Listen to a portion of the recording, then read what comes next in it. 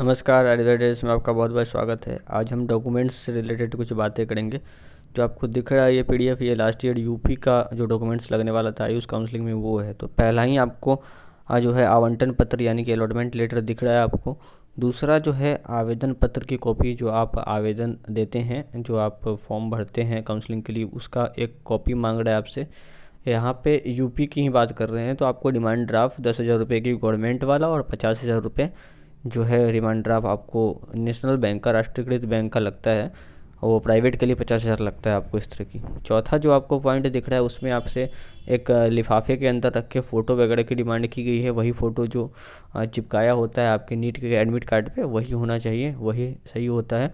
और लिफाफे पे रजिस्ट्रेशन नंबर आपका लिखा होना चाहिए, इससे जो है कि वो पता चलेगा किस रजिस्ट्रेशन नंबर का ये फ़ोटो है।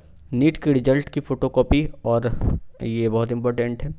और इसके अलावा नीट के रिजल्ट की फ़ोटोकॉपी के साथ साथ जो है आपको निवास प्रमाण पत्र, पते का प्रमाण पत्र, पहचान प्रमाण पत्र और जाति प्रमाण पत्र, ये 4 हमेशा आपके पास होना चाहिए। इसमें एक चीज़ छूटता है, वो है इनकम सर्टिफिकेट, जिसकी ज़रूरत नहीं लगती, फिर भी आपको वो भी साथ लेके चलना है, ठीक है। अगर इसमें से कोई सर्टिफिकेट जो 10 नंबर पे है इसकी आपको आवश्यकता है तो वो आपके पास होनी चाहिए। 11वें नंबर में जो बोला गया है कॉलेज की घोषणा पत्र, जनरली ये प्राइवेट कॉलेज में मांगा जाता है और इसके लिए ज़्यादा घबराने की जरूरत नहीं है। जब आवश्यकता पड़ेगी तो उस समय अवेलेबल हो जाता है घोषणा पत्र। कोई बहुत मुश्किल ऐसा कुछ कागज़ नहीं है जो आप वो नहीं हो पाए तुरंत में अवेलेबल। फिर बात करें आगे तो हाई स्कूल की मार्कशीट, हाई स्कूल की सर्टिफिकेट, इंटरमीडिएट की मार्कशीट, इंटरमीडिएट की सर्टिफिकेट होनी चाहिए। कुछ पहले के कुछ सालों में ऐसा होता था कि केवल मार्कशीट ही मिलता था, सर्टिफिकेट नहीं मिलती थी, तो उन लोगों को घबराना नहीं है, उनका उसी से काम चलेगा। अन्य दस्तावेज के अंदर कुछ ऐसी भी बातें हैं जो हम लोग करेंगे, उससे पहले हम लोग बिहार की जो डॉक्यूमेंट्स लगती है उसकी हम बात करेंगे यहाँ से, ताकि आपको क्लियर हो जाए। यूपी और बिहार की मिला के ही हम बात कर रहे हैं, क्योंकि डॉक्यूमेंट्स तो डॉक्यूमेंट्स होते हैं। आयुष की काउंसलिंग में क्या लगने वाला है, कुछ चीज़ें यहाँ नहीं लग रही, कुछ वहाँ लग रही, इस तरह की चीज़ें होती है। तो मिला जुला के आप देख लें कितने तरह के डॉक्यूमेंट्स होते हैं। तो यहाँ हम लोग पहले पहले बात करें तो आपको सबसे पहले क्या बोल दिया देख सकते हैं। ओरिजिनल एडमिट कार्ड नीट की बात कर रहा है, ओरिजिनल स्कोर कार्ड की बात कर रहा है। वहाँ स्कोर कार्ड नहीं लिखा था तो आपको क्या करना है, स्कोर कार्ड भी रखना है नीट का, जो है आपका ऑल इंडिया वाला, इस तरह की चीज़ें। फिर आपको क्या करनी है, पासिंग सर्टिफिकेट की बात कर रहा है, उसी को मार्कशीट, एडमिट कार्ड, मैट्रिक का बोल रहा है तो आपको सब रखना है। मार्कशीट भी रखना है आपके पास, और अगर से अलग से सर्टिफिकेट मिला है वो रखना है। और 10th की आपको क्या करना है, एडमिट कार्ड भी रखना है, और 12th का भी, यही सारी चीज़ें डॉक्यूमेंट्स आपको अपने पास रखनी है।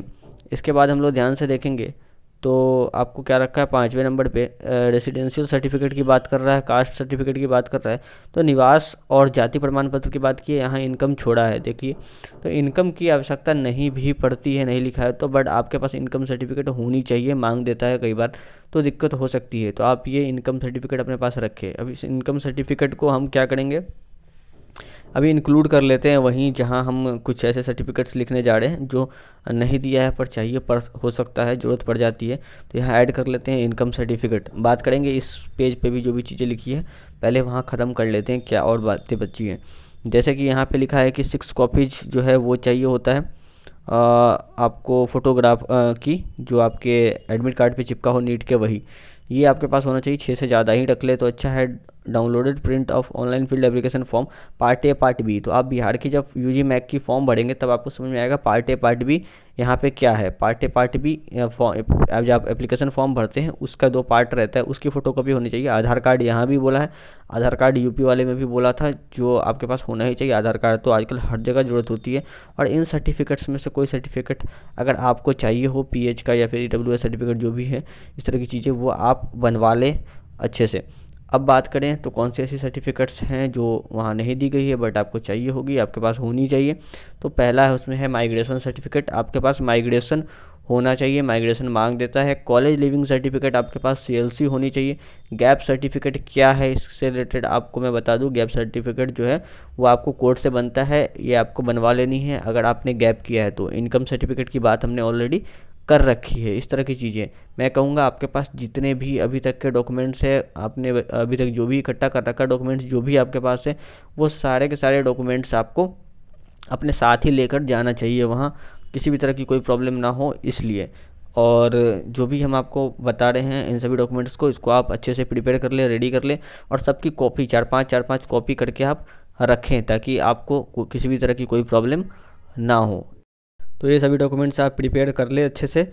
और धन्यवाद, जुड़े रहिए आईडी विद एड्रेस के साथ। Thank you.